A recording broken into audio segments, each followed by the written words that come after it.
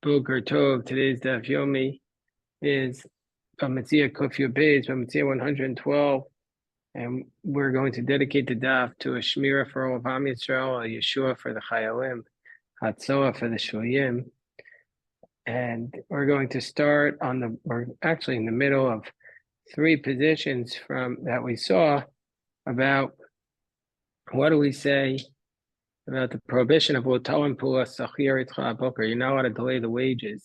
First of all, we're discussing how does it apply to a ger toshav? Does it apply to a person who's not completely a Jew? He's accepted some of the faith upon himself, but not all of it. It's called a ger toshav. Different approaches as to what exactly makes him a ger toshav. Three opinions in the Gemara of Avodah. And there's also a debate as to does it also apply to an animal and utensils? To what extent?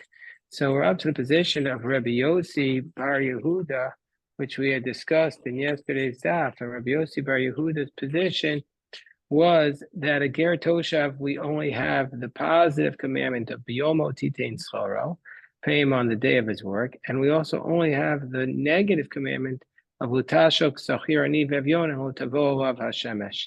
Means that we don't have all five prohibitions, just those two prohibitions. Generally speaking, there's five prohibitions of lutam pula sachir etzchav boker. And with respect to an animal and utensils, we only have the prohibition of lutashok. And also in all of these cases, he's only in violation if he hired them to work at night, but not if he hired them to work during the day. That's all according to the position of Rabbi Yonasan of Lunil.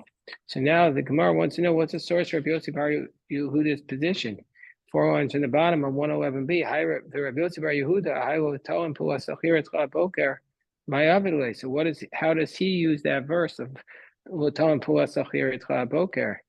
so what's his reasoning? Because he says that Behema and Kalim is only with respect to Schir Laila and not with respect to a Schir Yom. So this verse of Lotalim Pulas Sachir Etcha Boker, which the Tana of our Mishnah says comes to include an animal and utensils, what does Rabbi Yossi Bar Yehuda do with it? Gemara explains, use it according to Rav Asi. So to Amar Rav Asi, I feel Sacharo El Vitzoro Eshko Echad Shalnavim over Mishum Baltalan. As Rav Asi says, even if he was only hired to pick one cluster of grapes, he's going to be in violation. Meaning to say, Rashi says, even if he was only hired to work for a few hours, you're still going to be in violation of Baltalan. The Idach, so the Tan of our Mishnah, how does he know that if you're only hired for a couple of hours, could still be in violation of Baltalan if you don't pay him? That the Tan of our Mishnah learns it out from the pasuk from Devarim that says, Me'ilav hu noseas nafsho nafka. He learns it out from the pasuk that says, Ve'ilav hu noseas nafsho, that the worker is carrying his life. Davar moser nafsho, he's something that he's giving, basically putting his soul into it. You have to pay the man on time, even if it's just for a few hours. And what does Rabbi Yossi Bar Yehuda do with that? That means to say you have to pay him, like we learned in the following brisa. He's going to get punished as though he's taking the life of a person, because this person, this worker is working for you, is giving his life. And why is this person going up on the ramp or suspending himself from a tree and giving himself over to death? Well, isn't it because he's getting paid? So you have to pay him. We learn from here that workers sometimes put their lives in danger. Moshe Feinstein was asked the Shaila, is a Jew allowed to be a professional athlete? And he said, yeah, even though it's dangerous, we see that it's expected sometimes workers take on very dangerous positions. Another explanation. What does that mean? It means whoever does not pay a worker, it's as though you're taking his life. If you don't pay the worker, it's like he's taking his life. So Rav Huna and Rav Chisda argued about this. So one says it's the soul of the robber. One says it's the soul of the one being robbed. We're on 112a. You're studying today in memory of Jeff's father, Wes Mendelson. The Shema should have an aliyah. We thank Jeff and Leah for their sponsorship. So we're on 112a, around 6 lines from the top. The Funa Rav Chisda says, whose life are you taking? So one of them says, if you don't pay the worker, you're taking the life of the robber. The other approach is that you're taking the life of the one being robbed. So Madam or Nafsho Shagaz, on the one who says it's the life of the robber, because it says, Al Tigzal Dal, Kidal Hu. It says, don't steal from the poor man because he is poor. And don't press the ani, the poor man, in the gate. And it says, Ki Hashem Yariv Rivam, the Kavaz Kavayim Nefesh. And Hashem will fight their battles, and he will take the soul. So we see from here that if you don't pay the poor man, you're robbing him, and Hashem will take your soul. So you're costing your own life. The one who says it's the soul of the one being robbed, because it says, Kain or Chaos, Kol Botzea Betza, as Nefesh Ba'u. This is the way whoever steals is the money of his owner he is taking. Meaning to say that if you don't pay a poor person, it's like you're stealing his money. So that's why you're taking the life of the one who is not being paid. So how does the other opinion understand this approach? Because doesn't it seem like you're taking the life of the one who's being robbed? So the Gemara says, Baal of Dahashta. No means the one who has the money now, i.e. the Gazlan, the robber, the person who doesn't pay him, well, he's now the owner of the money, and so his life is going to be taken. What about the fact that it says that if you steal, Hashem is going to take your soul? Gemara says, Ma'atam kamar. Ma'atam, what's the reason kavas kavem? What's the reason why Hashem is going to attack them? Mishum denato nefesh, because he took a soul. Because he stole. Kavas from the expression of stealing. Rashi and Mishlei says that. So therefore,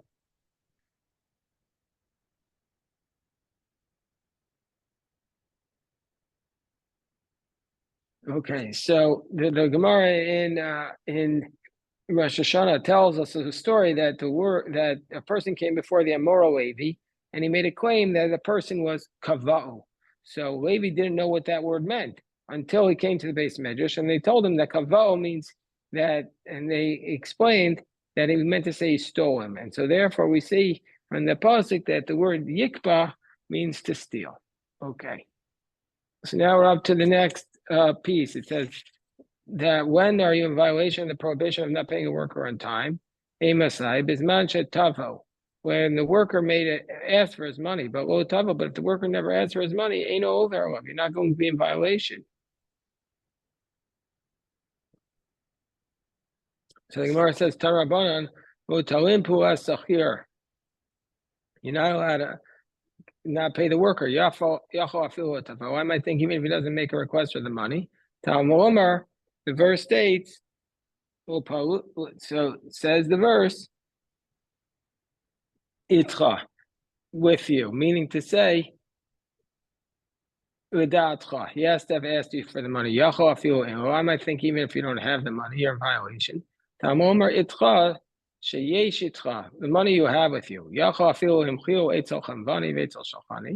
Let's say he said, I might think even if he says, you know what, go to the shopkeeper or the money changer, they'll pay you. No, only if you have the money with you. It doesn't apply in case where you send him to the shopkeeper or the money changer. Says the next piece that the Mishnah said, over. Let's say he says, go to the shopkeeper or the money changer and they'll pay you. He's not going to be in violation. So now the Gemara asks a question. Let's say he sent the worker to the shopkeeper or the money changer, and now the worker wants to come back and change his mind. He says, I want to get the money from the employer, not from the money changer or not from the money changer or the shopkeeper. What's the scenario that we're referring to here? If he had said, if the worker said, okay, I agree that's where I'm going to take the money from. Well, clearly he made an agreement that he's going to get it from the third party, so then it's not the employer's responsibility anymore. If he said, no, I don't want to get it from him, well, then clearly it's the employer's responsibility. So Tosfos says we're talking about a case where he says to the employer, he says to the worker, go get the money from him. So the worker goes, but he never made like a formal agreement. He just went to try and collect the money, but he didn't make a formal agreement. And now he wants to change his mind. And he says, no, I don't want to go there. I'm going to you. Choser or no choser? Does he have the right? Rav Shesha says, no choser. He doesn't have the right to change his mind and try to get it from the employer again. But Rabba Amar choser. Rabba says he does have the right. Amar Rabba Menamino. How do I know he has the right to change his mind? But the Tani ain't no overlove. Ain't no overlove. It says in the Mishnah that if he sends him to the shopkeeper, the employer is not in violation of Baal Talent. So he's not going to be in violation. Ma'aver however, he's not in violation on other, but the guy can go back. Rav Shesha says, no, my eno over, eno b'toras laver. No, once he sends him there, he's to the third party and the person consents to go, then there's no longer this is under the rubric of this prohibition. So now they ask the following question from Rav Shesha. Let's say the guy was contracted to do something, meaning to say he's not your worker you hire by the hour or by the day, but you hired him to do a job. You know, I have a table. I'd like you to fix my table for me. So is this contractor, and then you don't pay him when he finishes, is that a violation of Baal Talon or not? So do we say uman kona b'shevakli? Do we say a craftsman, when he works on the utensil, has basically acquired the utensil, and therefore, when he gives you back the utensil, you owe him money, but not as a hired worker, but as a halva. It's like a loan that he basically gave you a loan, and so therefore the prohibition doesn't apply. Or do we say einu man kona b'shevakli? Or do we say a craftsman has not acquired the improvements done to the utensil, and therefore this person is like your hired worker. And so therefore, since he's your hired worker, you're in violation of Baal Talon. So Rav Shesha is over. Rav Shesha says you're in violation. Where it says, how could that be? Vatanya ain't over. But didn't we learn a brisa that Rav Shesha says you're not in violation? Or didn't we learn a brisa that you're not in violation? The Gemara says, no.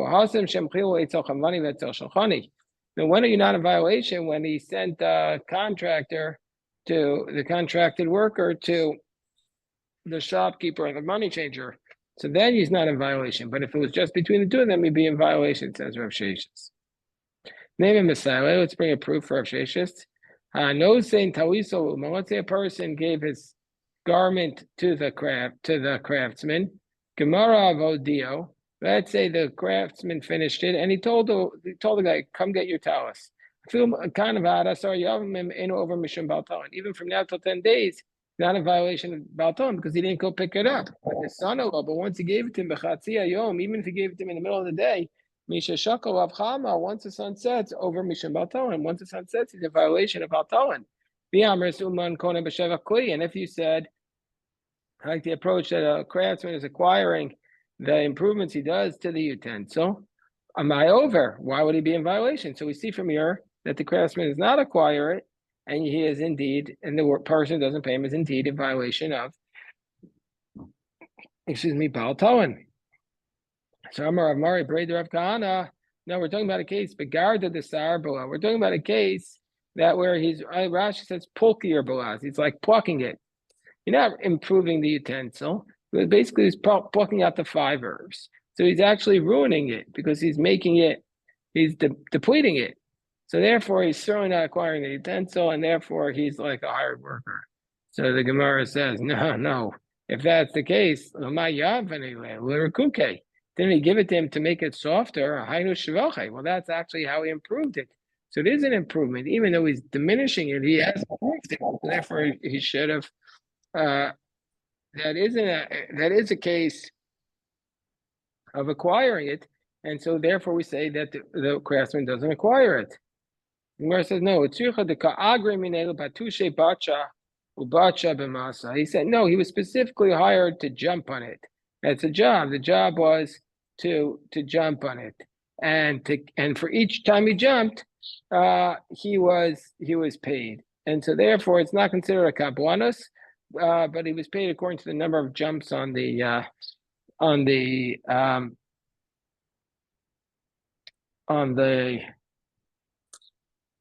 garment, and so therefore is in violation of Baal Talon once the owner gets it back in his possession. Okay, we're up to the top of Kufyud Beis and Beis.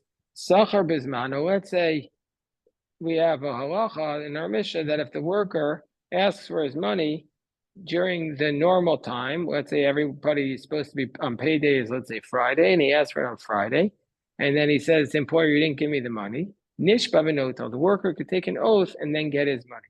Now, this is unusual. Generally speaking, the Torah says you're nishba, that you take an oath and then you are pater, you take an oath and you're exempt from having to pay. But in this case, we allow the worker to take an oath and then collect the money.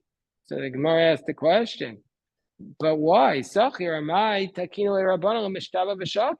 the rabbis give him this ability to take an oath and then get the money? This is a violation of the principle that you're nishba v'pater, that you take an oath and you're exempt.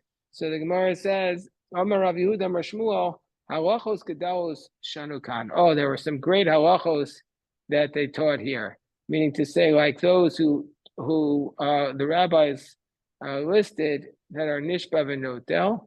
There are several categories. There's the hired worker, the person who was stolen, a person who was attacked, and a shopkeeper on his ledger. Rashi lists those 4 examples. So Rabbi Yehuda says in the name of Shmuel, there are great halachos taught here. Mar says, Hani halachos, this is not halacha Moshe Sinai. These are not laws from Moshe at Sinai. These are takanos that the sages instituted. Ela Amar Rabbi Yehuda Amar Shmuel, takanos gedolos shanukan. Great takanos were instituted here. So the Gemara says, gedolos, great takanos, we call the ika katanos. Doesn't that mean that there are smaller ones? What does that mean? Meaning to say, do you mean to say that the other takanos Chachamim instituted were smaller? That's not the case. That every takana the rabbis make was for a great reason. So therefore, Ela Amar Rav Yehuda Amar Shmuel takanos gedolos.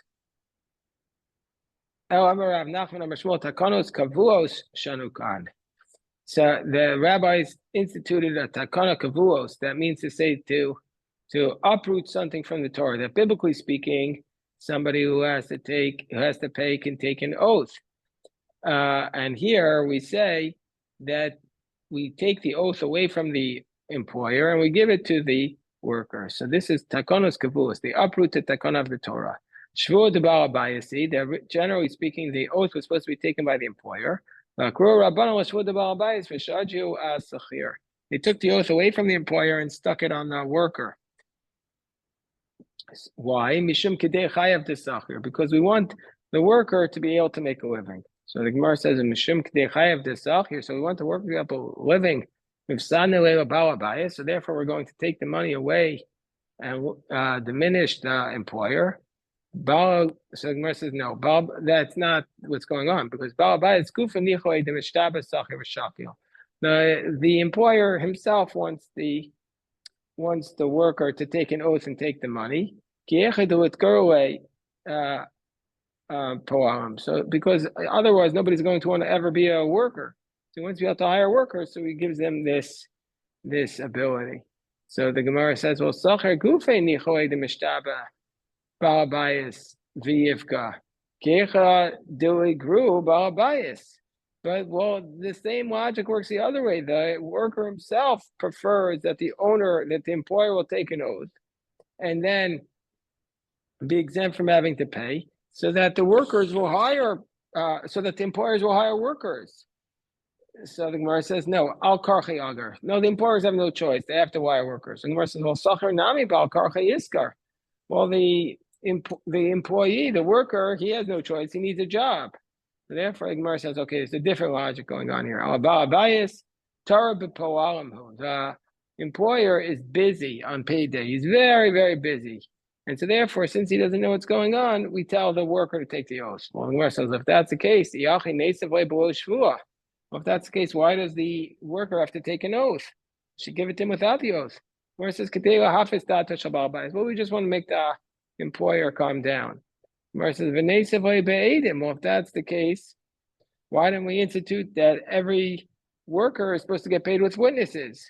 Where it says, no, that'd be way too hard to make every time you pay somebody who works for you, make him pay with witnesses to be a pain in the neck. It's not really going to fly. Why don't we say you have to pay at the beginning before you do your work? Then we don't have the problem with payday that you're too busy. Mar says no. Shneim wrote about kafa. Both the employee and the worker want it to be done on credit. Mar says, well, if that's the case, why do they both want on credit? Because they both don't want to pay. The employer, because you don't want to pay in advance, again, might not do the job, right? And the employee is worried he's going to lose the money if he gets paid in advance. When Gemara says, well, then it should be the same logic if they're arguing about the price that they agreed on. Why do we learn the price? So, if the worker says, you promised me $2, and the employer says, I only promised you $1, the burden of proof is not on the employer, but on the worker to provide the proof. Unless he wants to get the money from him. So Gemara says, no, because when it comes to the price, everybody remembers the price that they agree upon. Well, if that's the case, well, if that's the case for everybody, so going back to the logic that the employer is too busy, well, then even if the time passes, if it's not just the time of the payday, but even after payday, you should also be able to take an oath and collect this money. Why do we say once the time passes, the worker can take an oath and get the money? Where it says, well, the reason why is because chazaka in Bava Metzia over Mishum Baltan, because we have a presumption that the employer is not going to violate this prohibition of do not delay paying the worker. Where it says, but didn't you just say Bava Metzia Tarabapoafu? Didn't you just say the employer doesn't know what's going on? He's too busy dealing with his workers. And Gemara says, yeah, but Hani Mili Mikmei Dilmatizman Chiyuve. That's only prior to the time where he has to pay. Of Matas Machiyuve, but once the time came, once he's completed that time, Rami Anavshe Umidkar. He'll take it to heart and remember it. Gemara says, V'chisachir over Mishum Bal Tigzol, and you're going to say that the worker is not going to violate Baal Tolan, and so therefore we assume that he paid after the time. But then you're saying that the worker will be in violation of stealing. Gemara says, okay, but we have a problem. When it comes to an employer, we have two presumptions working. When it comes to the worker, we only have one. By the